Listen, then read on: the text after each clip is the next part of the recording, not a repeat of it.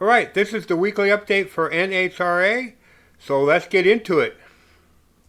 I live my life a quarter mile at a time. Nothing else matters, not the mortgage, not the store, not my team and all their bullshit. For those 10 seconds or less, I'm free.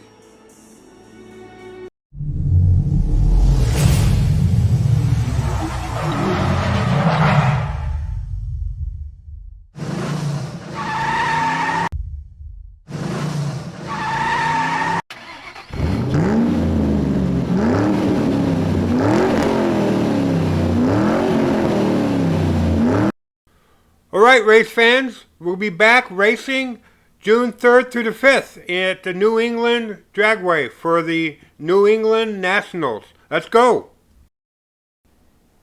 Now, Robert Height going into June 3rd for the New England Nationals. He's currently leading the funny car points.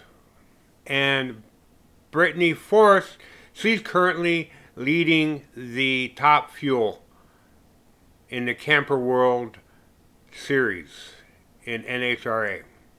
This track came into existence on September 11th, 1966, and has been going strong ever since. If you're a race fan, you live in the area, this is a place probably where you hang out a lot. I understand they do things like swap meets and the No Prep Kings from Street Outlaws series comes to this track during the year, and of course NHRA and everything in between. Now, I'm going to show some vintage footage from back in the late 60s, early 70s on what happened back in the day at this track. So let's take a look at that footage.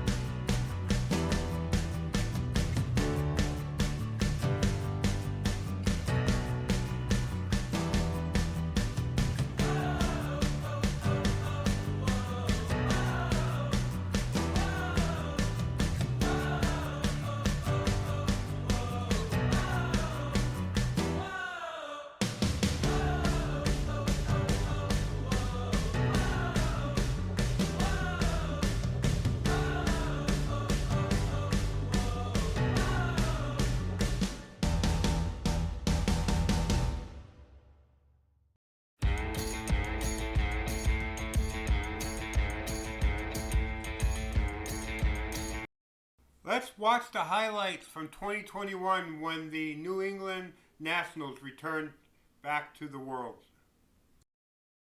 After a year's layoff due to the pandemic, drag racing returned to the New England area with the TascaParts.com NHRA New England Nationals. When it came to top fuel, few have been able to contend with Steve Torrance this season. But at the sixth stop on the NHRA Camping World Drag Racing Series, there was finally a new face in the winner's circle. The funny thing is, a Torrance replaced a Torrance atop the winner's circle podium as Billy Torrance beat Mike Salinas to capture the 12th win in the last 13 races for the Kilgore, Texas-based team. You said you've been in search of that Camping World hat all day long, your 7th career win. Describe the elation of winning here in New England. Well, I tell you what, so I got a number one, thank the good Lord for watching after me. I got a number two, thank those Capco boys. And the elation is I won me a trophy from my little old bitty granddaughter, who's no bigger than this trophy. Steve's been winning them for, so the old man showed up with one now. It's been this whole place. I love this place. You know, it's the fans here are outstanding. There's some of those lobstermen from Maine, you know, fed us lobsters last night. It had to be the lobster. Congratulations, Billy. Thank you. John Force Racing is making up for lost ground after sitting out the pandemic-delayed conclusion of the 2020 season by winning its 3rd consecutive race of 2021. It was the boss, John Force, picking up career win number 153 and beat Robert Height for the victory. For the 5th time in 6 races, John Force Racing has had at least one funny car in the final round. Well, let the history book stand. The 900th race in funny car history. The win belongs to John Force, and that Wally in your hand. What does that represent to you? Well, it represents team effort. You got to look at both these cars and Brittany's top fuel car. They got Blue Def on them. They all got Auto Club on them. They got Chevrolet. You know what I mean? Flavor Pack, Monster. I mean, the list goes on and on. Parker Store, Herco, Baldwin, Jayco, all the people that take care of me. That's really what it's all about. And Robert helps me so much, and he shouldn't, just trying to get me back in the driver's seat where I don't suck so bad. But right now, I got a car. I won the day. I did my job. I want to thank all the people in Epping for coming back. I want to thank Daniel Hood for a great tune-up, and for Breezy for fixing my cockpit of my car. And hey, to my grandchildren, Jacob and Noah, God bless you. And Robert was right there on them. So we'll go to the next one. Aaron Stanfield has been tearing up the Factory Stock Showdown class for the last season, but on Sunday in the Pro Stock division, the 3rd-generation drag racer picked up his 1st win of the season. While winning his 2nd career Pro Stock race, Stanfield also denied Greg Anderson his 97th career national event victory. Well, in your first win, Aaron, you beat Jag Coughlin, known as the Natural. Now you stop Greg Anderson from a milestone win here in Epping. What was the factor in getting this win for you today?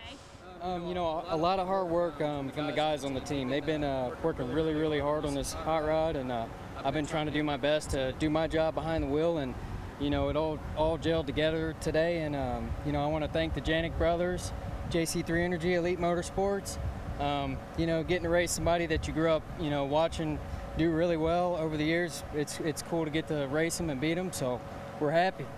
Yes! The Lucas Oil Drag Racing Series was in action this weekend, and it was Joe Santangelo picking up his 17th career NHRA National Event victory, stopping Justin Pasillo in the final round. Stock Eliminator was a muscle car fan's dream, as John Gray's Big Block Camaro stopped John Shaw's Classic Mopar in a heads-up AA stock final round. Super Comp wound down to a pair of 2nd-generation drag racers as Amanda Bosesco used a 009 reaction to force Heather Fetch into a breakout.